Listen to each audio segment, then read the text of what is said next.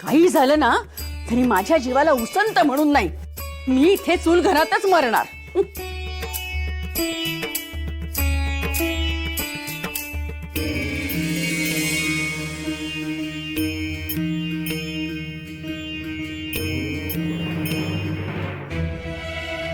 सासू काकू, मी आलीये बरं.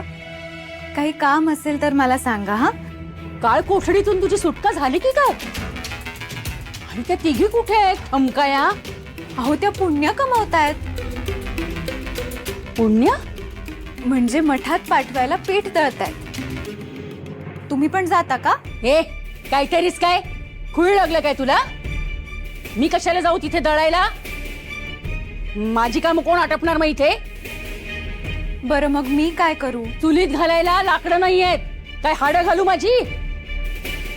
जा लाकडं घेऊन ये.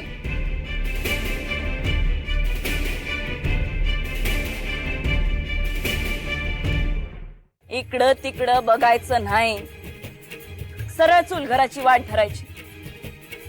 आणि एक ध्यानात ठेव, तू रावणात गेलीच नाहीस, तू या घरातच आहेस. काय? ह्या घरातच आहेस. आई अंबेचा उदो उदो.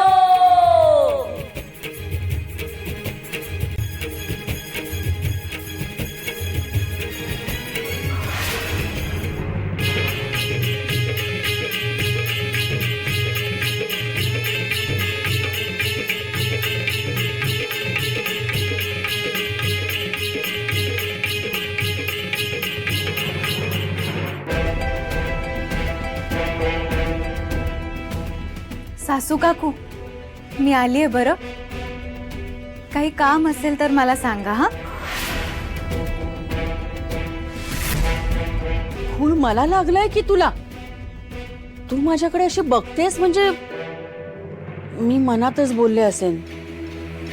जा लाकडं घेऊन ये चुलीत घालायला.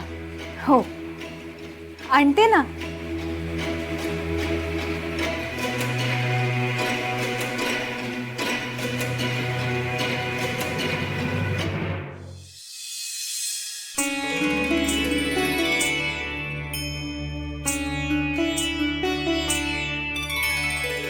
जोगतीण माय म्हणाली ते अगदी खरंय.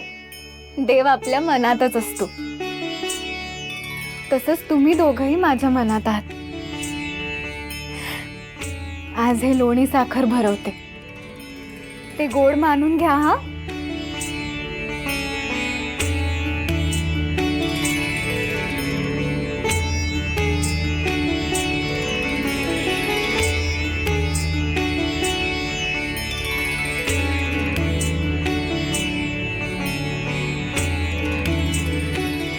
रखुमाई माते, तू साऱ्या त्रिभुवनाचा अगदी लेकराप्रमाणे सांभाळ करतेस ग.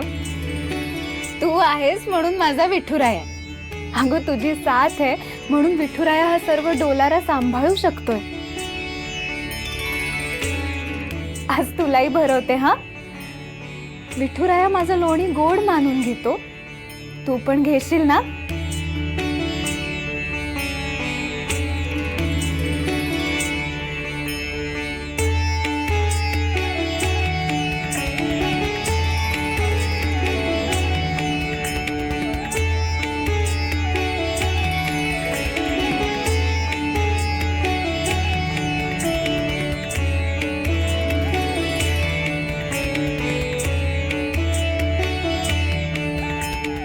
सखू, अगं पक्वान्नापेक्षा सुद्धा गोड लागलंय तुझ्या मातेला,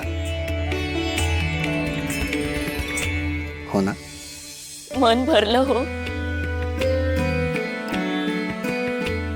अशी आषाढी कधीच साजरी झाली नाही, हो ना?